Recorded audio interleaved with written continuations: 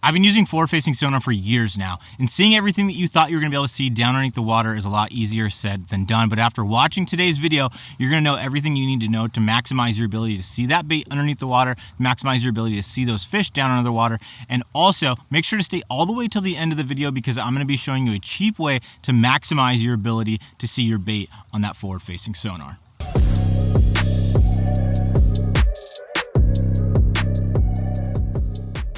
Thank you for choosing to watch this video. For anybody new, I am Matt Luna, and everyone thinks that once you put forward-facing sonar, it's gonna change the game for you. But I don't think that's really the case. I think forward-facing sonar is essentially another tool that fishermen can put on their boats that can help them catch more fish. You're not gonna catch everything that you see on the forward-facing sonar units, and far from it actually. A lot of times you're gonna cast to that fish and it's gonna swim away, and it's gonna be more frustrating than it is successful. A combination of choosing the right baits along with the best settings for your forward-facing sonar unit are the keys to being able to see your bait underneath the water. And a lot of times being able to see your bait is going to allow you to see how those fish are reacting to your bait, whether you need to do a bait change, whether you have the right bait, whether that fish is actually going to eat at all. So a combination of the right types of baits that you can actually see on forward-facing sonar and having the right settings on your specific unit are going to be the game changer for you to be able to maximize your abilities with the forward-facing sonar unit.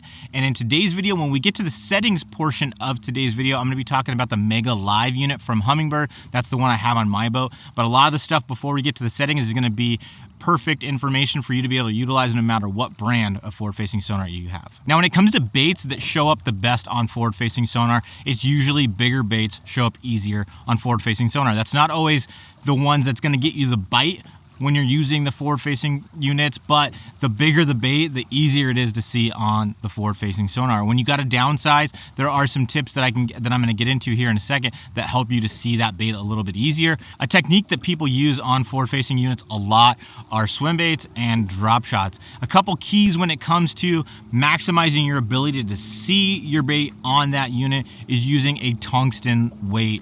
Tungsten's much more dense than lead, and it gives a better return off of that forward-facing unit. The sonar cone coming out of that unit hits that tungsten and gives a better return than it does on lead. So if you're using a real small ball head, using a tungsten one can really show up well when you're fishing a small little swim bait.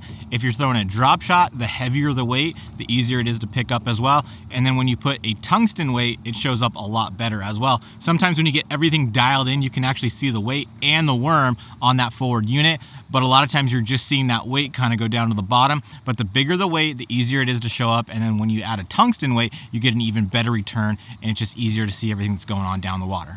No matter the brand unit that you're going to be using, you have to have your settings dialed in correctly. If you don't have your settings dialed in, you're not going to be able to see everything you want. You could have the right bait, you could have the tungsten weight, you could have everything dialed in technique-wise, tackle-wise, but if your settings aren't correct, you're not going to be able to see what you want down underneath the water. This is not a Humminbird thing, Garmin, or Lowrance. This is all those units. You have to have your settings right or you're not going to be able to see what you want. A couple things to note when it comes to settings: the distance and your depth affect your picture on forward-facing units. The further out you're looking and the deeper you're looking, the harder it is to see that tiny bait down underneath the water. Shallow water fishing is going to show up a little bit easier depending on how shallow. 10 foot or so, you're going to be able to see everything pretty well.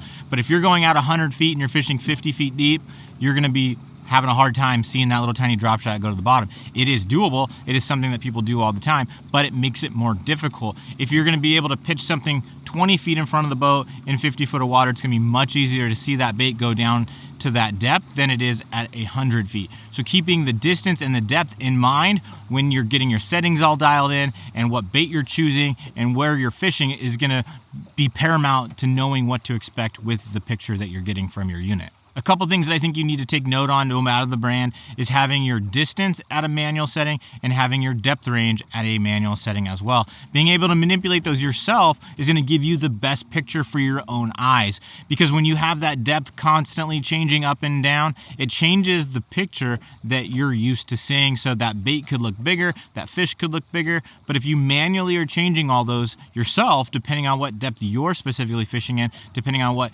picture you want to see, you're going to get used to that picture. You're going to be able to get an idea of what you're looking at each time you go out on the water. I like to keep my depth setting about 10 feet below where I'm actually fishing. So if I'm in 20 foot of water, my depth range on my Mega Live is going to be at 30. Every unit on the market has different color palettes that you can fumble through and decide which is best for you.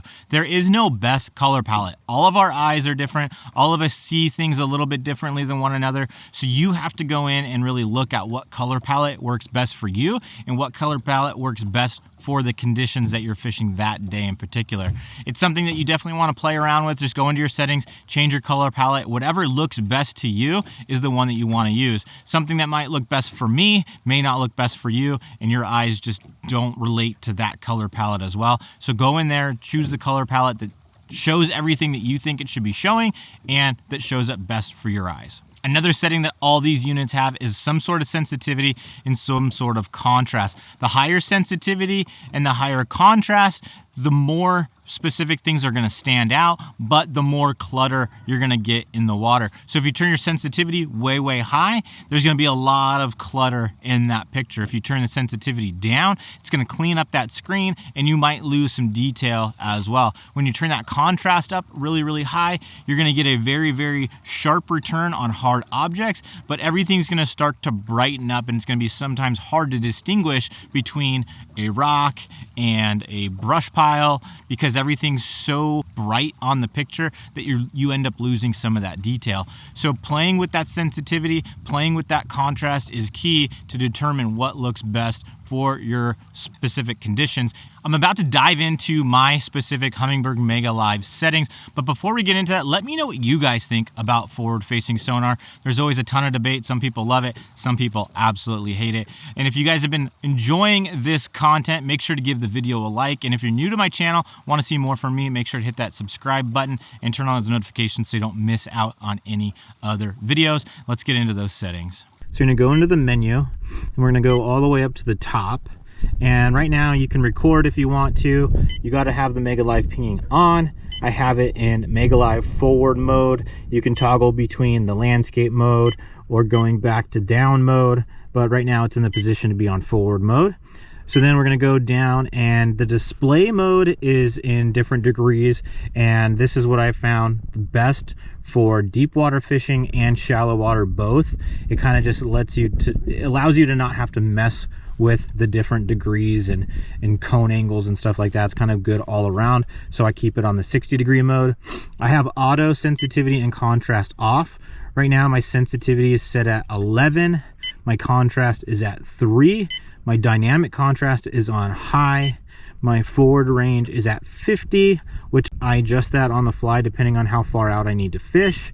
My down range is at 20, and like I said, I'm in like 10 foot of water right now and I have it at 20. I like to keep it between 10 and 15 feet deeper than the actual bottom that I'm fishing.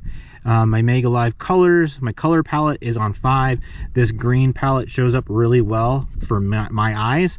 We can toggle between and you can get an idea of what each one looks like, but that number 5 shows up best on my eyes, so that's the one that I have it on 99% of the time. And then my persistence is low, and that's what gives you that little bit of a purple kind of a color, and it kind of helps everything that's moving around show up a little bit easier.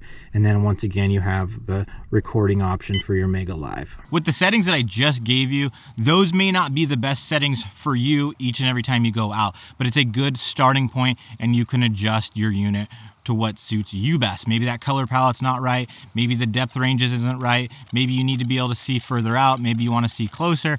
You got to adjust everything on the fly. Maybe that contrast is set too high or the sensitivity is too low, but set your unit up and mimic these settings and you're going to be in a good baseline, and then you can adjust from there. Like I said in the beginning of the video, guys, I'm going to share with you a quick little tip that's going to help you maximize your ability to see your bait on that forward-facing sonar unit. And it's a little tube of this gel. It's called Bait Pop. I bought it for myself. It's not a sponsored product or anything like that. I'll leave a link to it down in the description of today's video if you guys want to check it out. But what it's supposed to do is it's supposed to go onto the lead head of your jig. You can put it on your line. You can put it all over your jerk bait. You can put it on whatever you're trying to see on your forward-facing sonar unit, and it's going to give you a much brighter return. I'll put a link to this down in the description of today's video, and if you guys want to check out a review that I did on the Bait Pop, make sure to click on the video that's on the screen right now, and I'll see you guys in the next video.